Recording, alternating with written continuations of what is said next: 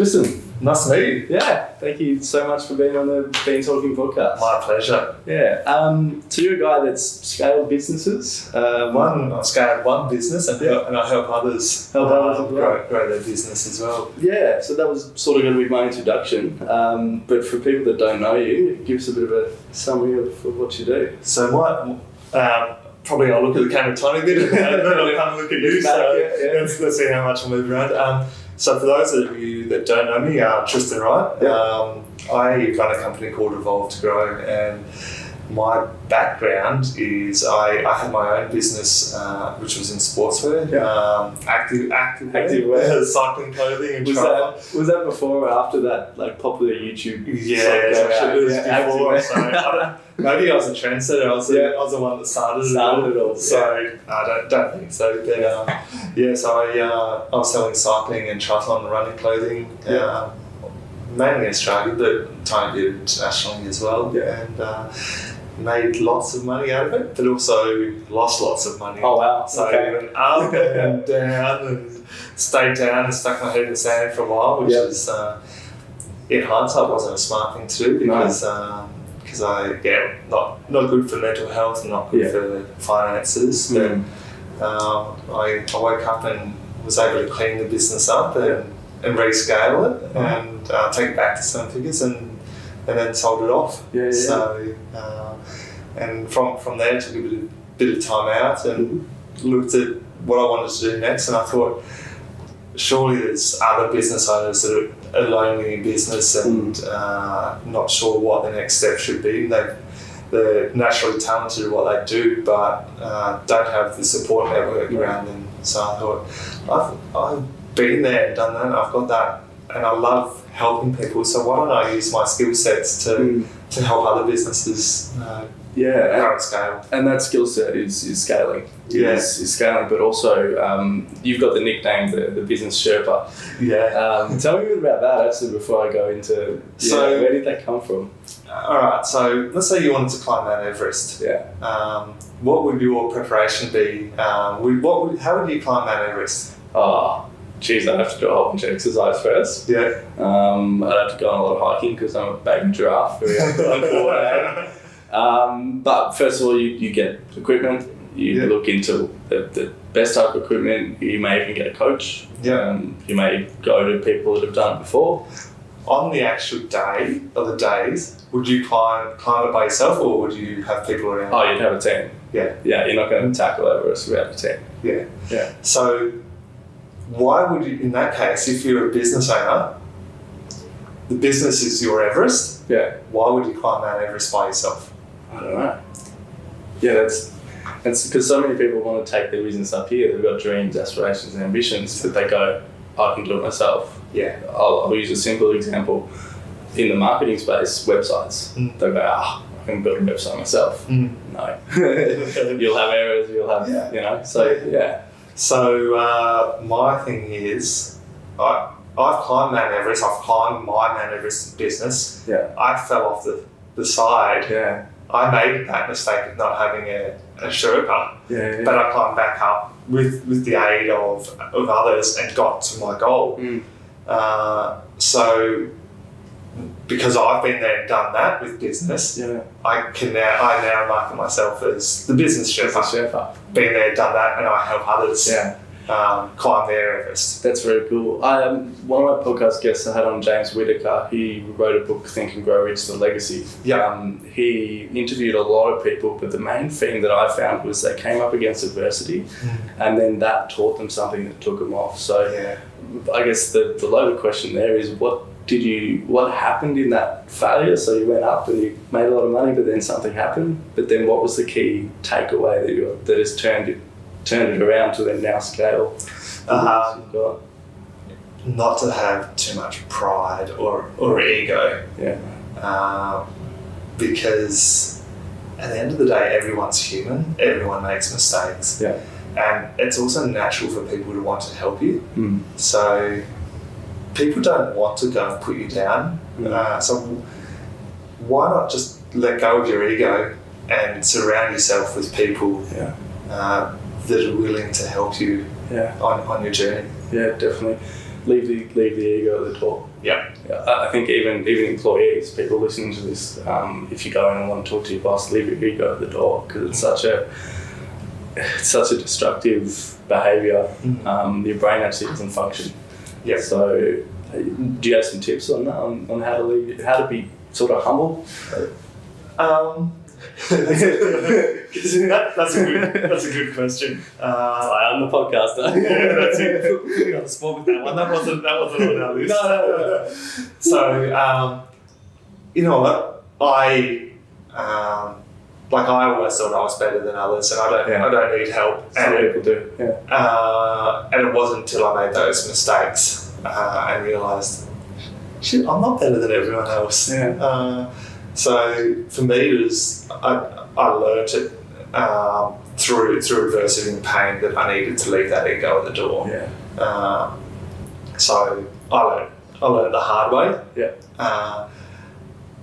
But I wouldn't recommend doing that. So all I can say is go and read look at all the books, look at all the podcasts, the audio books. People are just like, you need to have someone around you. You need to have a couple of influences, because why reinvent the wheel? So if you keep your ego, you're reinventing the wheel. Yeah, yeah, definitely. So your skill set is scaling, and that's something that to a certain level. Yeah, okay. I've got experience working with businesses probably up to 5 million. Wow.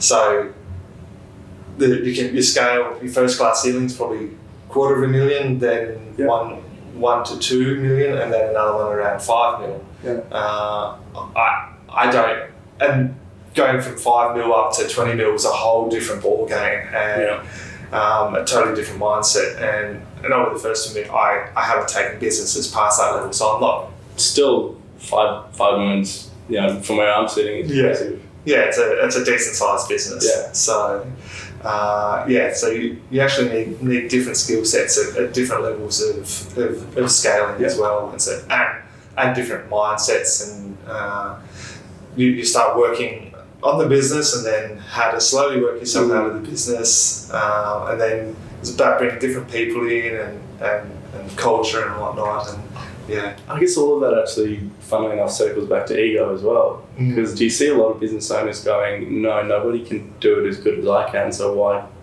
hire? Yeah. So what do you say to that business owner? Say, yes, they're not going to be able to do it as good as you. No one's going to be able to do it as good as you. But your worth, in inverted commas, $500 an hour. If someone can do one of these tasks and they're $50 an hour, even if they're only 80% as good as you, they're going to do it in 2 hours, and it's going to be still 1/5 of the cost. It's a no-brainer. So you look at it in pure dollars and cents. Yes, it's going to take time to train them up, but it also means that you can step out of the business too. Yeah. Because most of the time, business owners get into business to have freedom and time. How's that working out for them? Yeah. So when I ask them how much time or how much freedom have you got, they say not much and not much. I'm like, okay, why did you get into business? Yeah, freedom. I love what I'm doing, and it's almost like if it's a case of them not having time and all the stress, they're almost buying themselves a job. Correct. Yeah. Yep. I didn't coin that, actually. Went and saw Mark Burris last night, and he had a talk on, and he said that. Yeah. So many people inadvertently buy themselves a job. Yeah. So, and it's just because they're very good technically at what they do, so they're able to deliver to their capacity 40 hours, 60 hours worth of work, but still it's a job, an unsafe job, because what if all these other businesses or all your clients disappear? You don't have the ability to bring new clients in overnight. No, and then you're in trouble. Correct. Yeah. So what is it? And because a lot of my audience, just organically, is people coming out of uni or looking to change career. Yeah. Therefore, an important part of scaling is hiring. So, as a business owner, what are they looking for when hiring somebody? Interesting. that they fit the culture. Yeah. They actually want to achieve something, and they have a purpose. It's easy to learn a skill set, but it's not easy to teach someone not to be lazy. Right. So attitude. Yeah, attitude is key. So attitude from the staff member, potential staff member, that they actually want to go somewhere in their career and want to achieve something in their life. There's a bit of ambition there too. Yeah. And if you've got intention, whether it's a staff member or the business owner, intention is a key word here. If you intend to make money, you're going to make money. Yeah. But if you go to the back of the mind, I just want a day job, that's what you're going to have. That's what you're going to have. Yeah. And then you have just someone clocking in, clocking out. Yep. That's not what you want. So I guess a big part of that then is, well, can you turn someone that's clocking in, clocking out into, use Maslow's hierarchy and give them some responsibility and self-actualization and things in the workplace that breed culture, or is it? Look, staff members don't leave because of a job because they're not happy with the work they're doing. They leave because they're not happy with the culture, with the manager, with what's happening above them. Yeah. Okay. So if you lead by example and understand your people, they're more likely to follow. Yeah. So and grow. Yeah. So the fish rots from the head down, so to speak. I like that. If the business owner isn't investing in their staff, you can't change. But if the business owner is investing in staff and is investing in culture and direction of the business, your staff members are more likely to follow or to be more self-reliant. We can see that in everyday life as well, like relationships. I almost bring my girlfriend into every podcast episode because we're both on this path of we want to get fit. Yeah. Couples get fit together, couples get unhealthy together, and something about that's really cool. But if she's having a lazy night and I go, no, let's go to the gym, we'll both go. If I'm having a lazy night and she's like, no, we need to go to the gym, she'll go. Yeah. So we're both almost leading by example. Yeah. And it's keeping each other accountable too. Yeah. So you've set a clear goal and it's very black and white. Because you've set that clear goal, each of you are able to push each other towards that. That's very cool. Yeah. That's very cool. You've talked about work-life balance and you actually touched on mental health there as well. And a lot of business owners, I feel, could suffer from it. Me, myself, I've been pretty open in my struggles with depression and bipolar, and it's something that I do like to talk about. But yourself, you touched on that. So how crucial do you think that work-life balance is? It's key. If you don't have that, you don't have a life, you don't have a business. Right. And mental health and what's going on in your personal life impacts the business. The businesses that I work with in particular impacts it extremely highly because until you've got a CEO or you've removed yourself totally from the business, whatever happens in your personal time will no doubt impact what happens in the business, whether it's now or in 6 months' time. The whole 70s, 80s, 90s thing of don't bring your home into work is no longer a thing. Yeah, you need to you need to manage what's happening in your head. You need time for yourself. In a day and age where we're so connected with everything and everything's instantaneous, so many more people struggling with anxiety and stress just because there's so much higher expectation put on you to achieve and respond immediately. Yeah. I want to actually touch on that expectation, high expectations of ourselves, and I got some amazing advice where it was, okay, you've got high expectations, that's fine, it's good to have ambitions, but why don't you just match your expectations with the reality of what's actually happening? Correct. So do you have any thoughts around that or processes in terms of how you went? Yeah, so just because someone's emailed you at 5:30 at night doesn't mean you actually have to go. Yeah. What's the impact going to be if you respond tonight or tomorrow morning?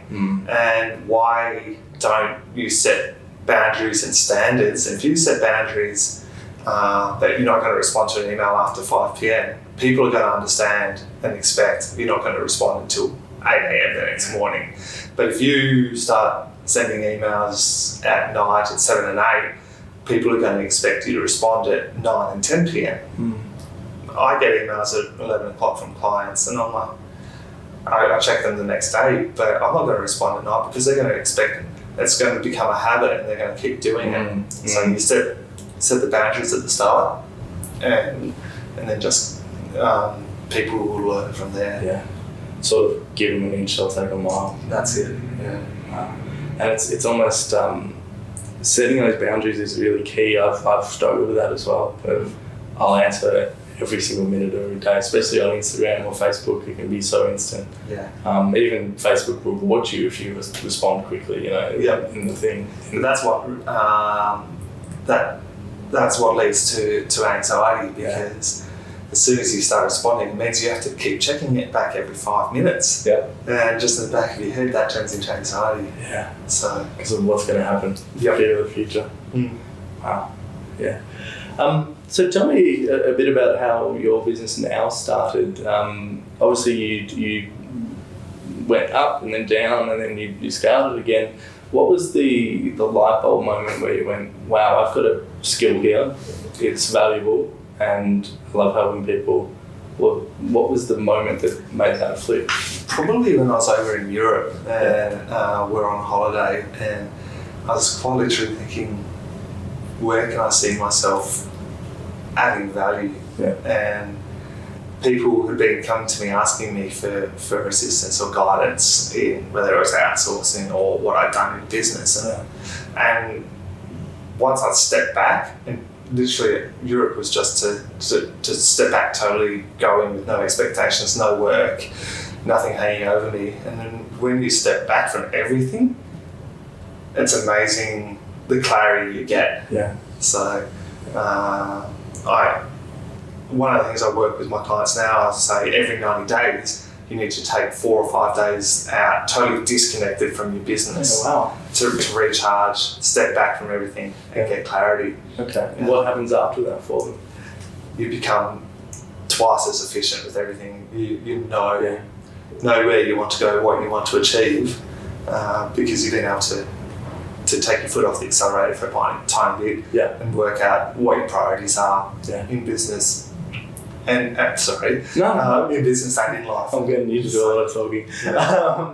And yes, that's critically important. Just take your foot off the gas and then understand. I mean, I had a little bit of not a natural take a foot off the gas. It was more of a depression for a 10-month period.